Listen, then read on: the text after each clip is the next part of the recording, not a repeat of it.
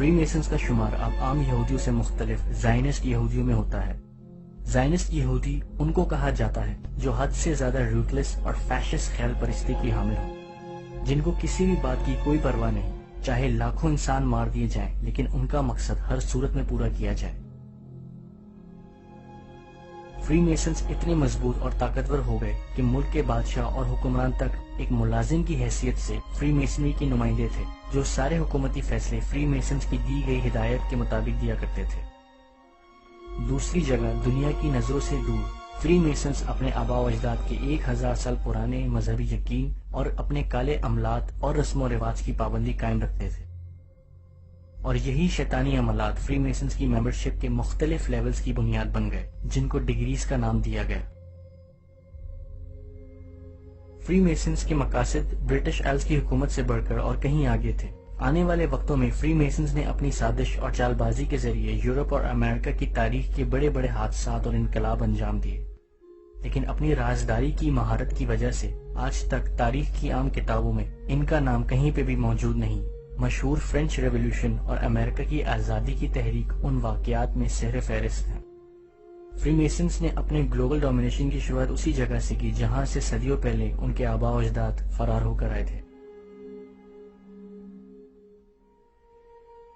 18ویں صدی میں فرانس کی زیادہ تر عوام غربت اور بے انتہائی تنگ حالی میں مبتلا تھی۔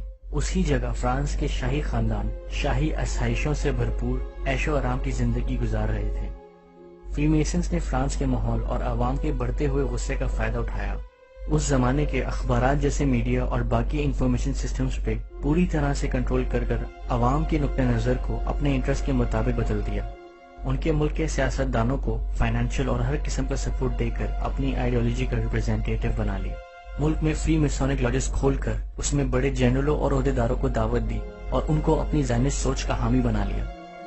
اب جب سیاستدان اور دوسرے اہم عہدیدار ان کی مٹھی میں تھے اور پوری عوام ان کے حق میں کھڑی تھی، فری میسنز اپنا پہلا وار کرنے کے لیے تیار تھے۔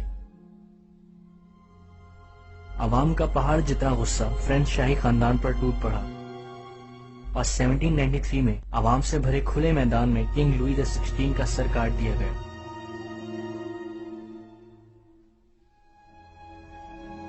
اس کے بعد فری میسنز کو لگنے لگا کہ اب برٹن کے بعد فرانس پہ بھی ان کی حکومت ہو گئی، لیکن ایک فرینچ آرمی کے نیپولین بوناپارٹ نامی نوجوان نے فری میسنز کے منصوبے سے کچھ بہت الگ کیا۔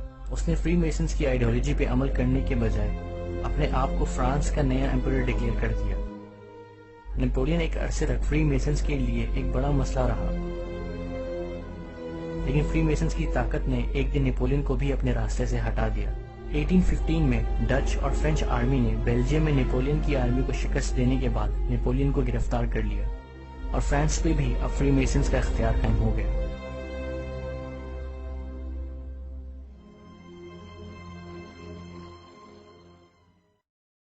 جب فری میسنز نے امریکہ کی زمین پہ اپنا قدم رکھا تو وہاں بھی انہوں نے وہی طریقہ آزمایا جو انہوں نے فرانس پہ اختیار قائم کرنے کے لیے آزمایا تھا۔ 4 جولائی 1776 میں امریکہ نے اپنے آپ کو ایک آزاد ملک ڈکلیئر کیا اور امریکہ کا پہلا پریزیڈنٹ جارج واشنگٹن کو بنایا گیا، جو خود ایک فری میسن تھے۔ امریکہ دنیا کی پہلی فری میسن اسٹیٹ بن گئی اور دنیا کے ایک بڑے حصے پہ فری میسنز کا خفیہ اختیار قادر ہو گیا۔ عوام کی سیاسی اور مذہبی سوچ کو قابو کر کے بدلنے کی صلاحیت فری میسنز کی کامیابی کا سب سے بڑا ہتھیار رہی ہے، جس میں ان کے کالے اور شیطانی عملات کا بھی بہت بڑا ہاتھ ہے۔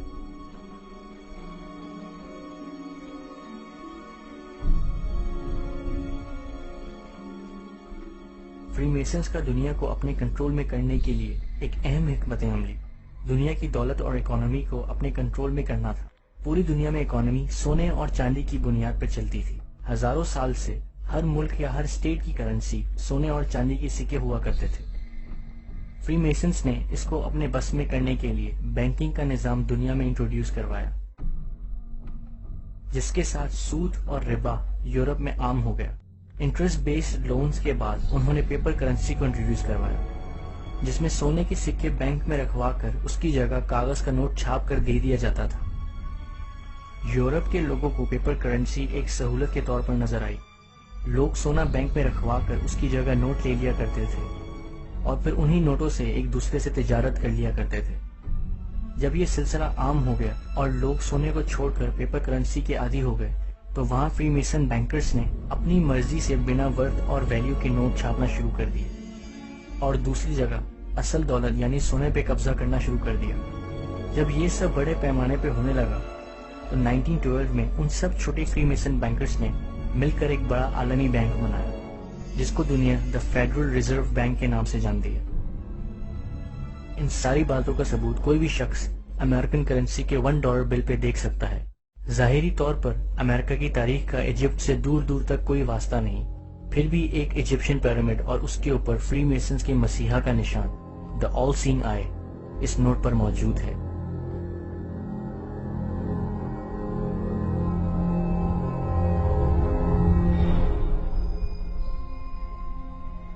The blessed Prophet sallallahu ta'ala alayhi wa sallam declared,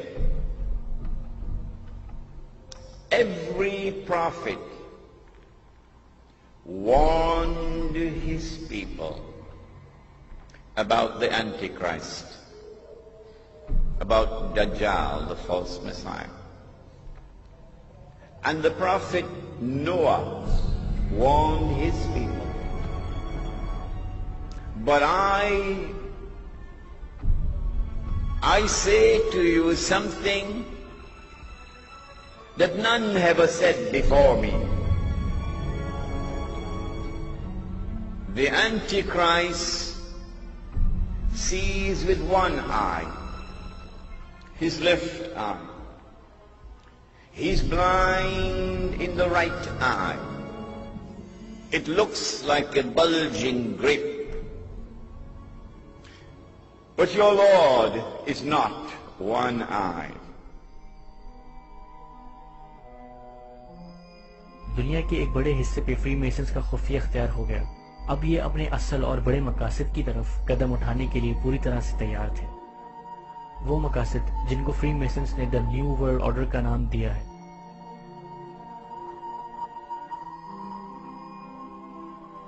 جس کا مطلب پوری دنیا میں صرف ایک حکومت ہو اور پوری دنیا میں صرف اسی حکومت کا نظام چلے اور حکومت کرنے والے زائنسٹ یہودی ہوں۔ فری میسن اپنے اس نظام کا سب سے بڑا مقابل اور دشمن اسلامی حکومتی نظام کو مانتے تھے۔ مسلمان اور ان کا اسلامی خلافت کا نظام فری میسنز کے لیے ہمیشہ سے سب سے بڑا خطرہ اور سب سے بڑی رکاوٹ بن کر رہے ہیں۔ فری میسنز اس نظام کی مضبوطی اور کارگری سے خوب واقف تھے۔ 20ویں صدی کے آغاز میں یہی نظام ان کے اور جیروسلم کے بیچ میں بہت بڑی رکاوٹ بن کر آٹومن امپائر کی شکل میں کھڑا تھا۔ لیکن اس زمانے میں آٹومن امپائر بھی انہی کمزوریوں کا سامنا کر رہا تھا جن کمزوریوں کا سامنا ان سے تقریباً 100 سال پہلے مغل امپائر کر رہا تھا۔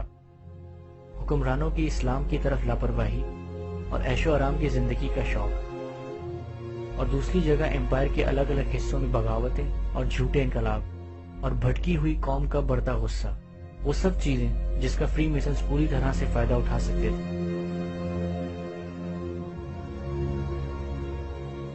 یہ وہ حالات تھے جن کو بہترین طریقے سے استعمال کرنے کا تجربہ فری میسنز کو فرانس اور امریکہ پہ قبضہ جماتے ہوئے حاصل ہوا تھا۔ What is the Khilafah? The Khilafah is state and government in Islam. What is Islam?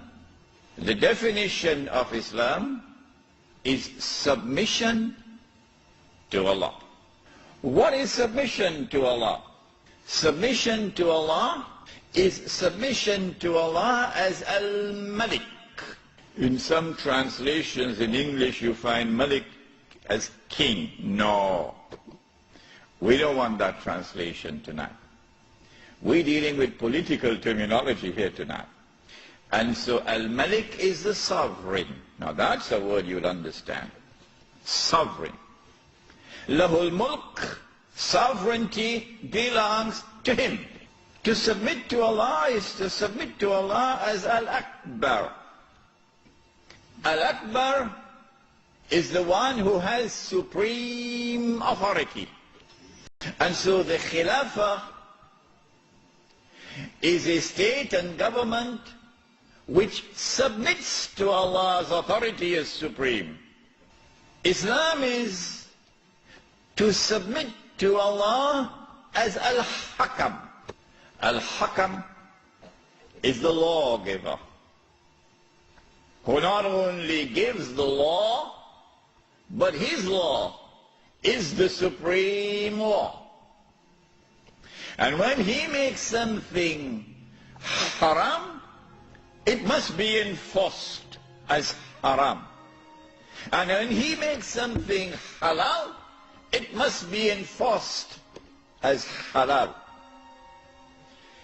For a Muslim to submit to anyone else and recognize his authority as supreme is to say goodbye to Allahu Akbar.